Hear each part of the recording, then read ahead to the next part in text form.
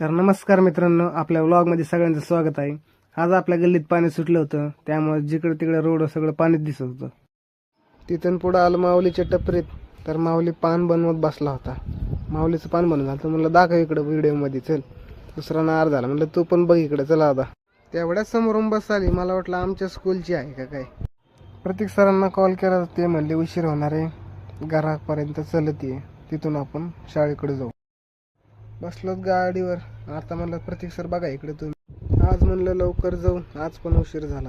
शाळेवर पोहोचलो तर प्रार्थना चालू होती, त्यामुळे थांबलो.